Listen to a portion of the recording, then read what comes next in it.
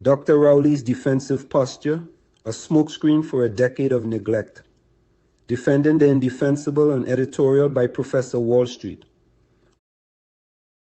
Former Prime Minister Dr. Keith Rowley's recent Facebook post reads like the desperate protestations of a leader attempting to rewrite history.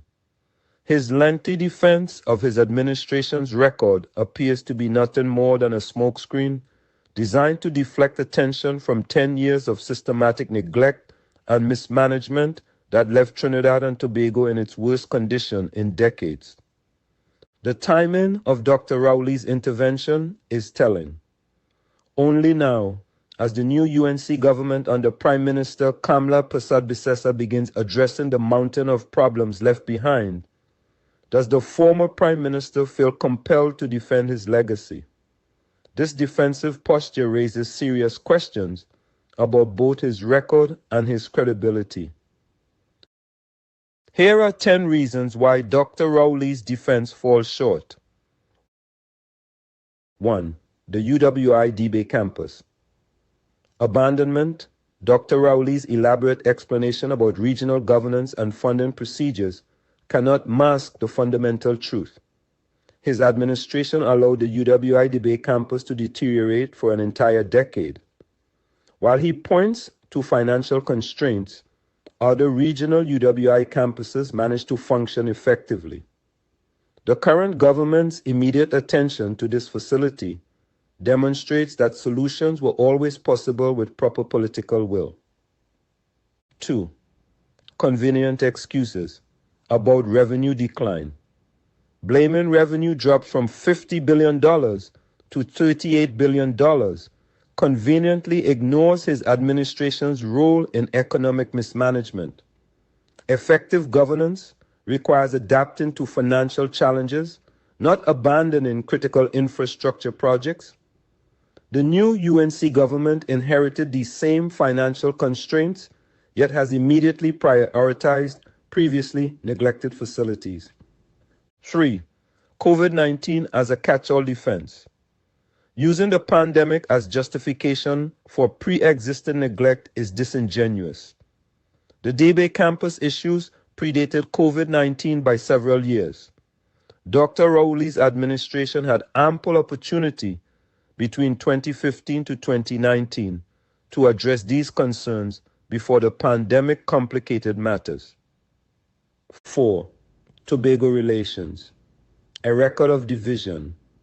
Dr. Rowley's account of Tobago autonomy bills obscures his administration's consistently antagonistic relationship with the Tobago House of Assembly.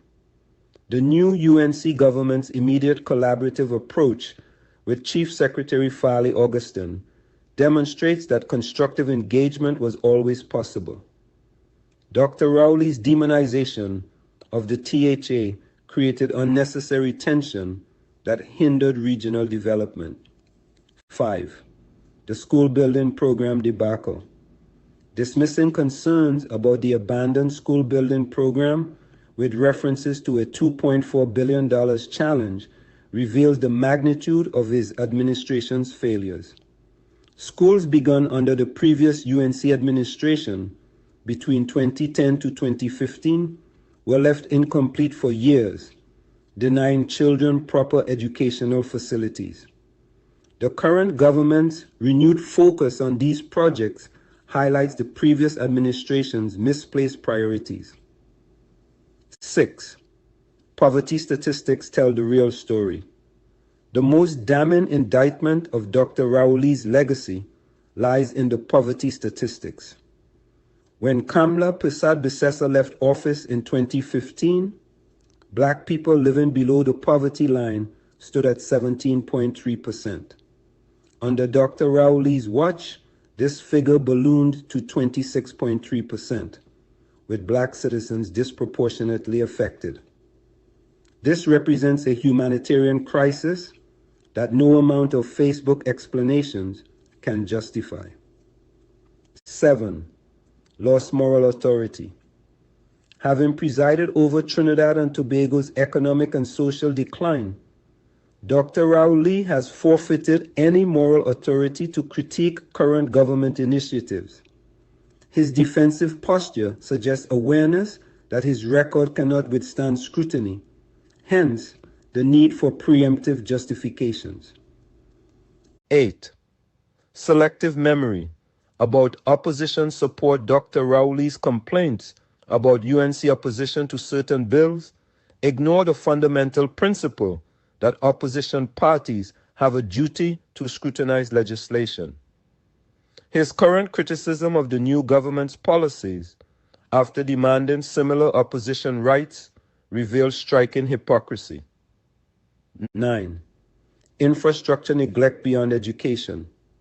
The UWI debate campus and abandoned schools represent just the visible symptoms of broader infrastructure neglect under Dr. Rowley's administration.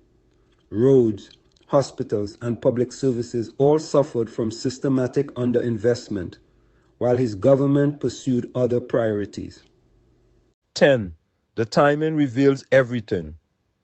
Most tellingly, Dr. Rowley remained silent about these supposed misinformation campaigns throughout his tenure, but now feels compelled to respond only after losing power. This reactive approach epitomizes his administration's consistent pattern of addressing problems only when politically convenient. In conclusion, a legacy of missed opportunities. Dr. Rowley's Facebook defense inadvertently confirms what many citizens experience firsthand: an administration more concerned with political positioning than effective governance. His detailed explanations about procedural complications and external constraints ring hollow when contrasted with the new government's immediate action on previously neglected priorities. The former Prime Minister's attempt to frame his critics' concerns as misinformation demonstrates a fundamental disconnect from the lived experiences of Trinidad and Tobago citizens. Families whose children attended incomplete schools, students affected by the debate campus situation, and the growing number of citizens pushed into poverty under his watch represent real consequences, not political narratives. Moving forward, rather than attempting to relitigate past decisions through social media posts, Dr. Rowley would serve his country better by acknowledging his administration's shortcomings and supporting efforts to address them. The new UNC government's collaborative approach with Tobago and immediate attention to neglected infrastructure projects offers a stark contrast to the previous administration's divisive and reactive governance style. Trinidad and Tobago deserves leadership focused on solutions rather than excuses, collaboration rather than confrontation, and progress rather than political positioning. Dr. Rowley's defensive Facebook post serves only to remind citizens why change was necessary and why his administration's approach ultimately failed the nation's needs. The country has moved beyond the era of smokescreen politics. Citizens demand accountability, effective governance, and genuine progress on long-neglected priorities. Dr. Rowley's post-power protestations cannot obscure the reality of his administration's record or diminish the urgent need for the corrective measures now being implemented by the current government.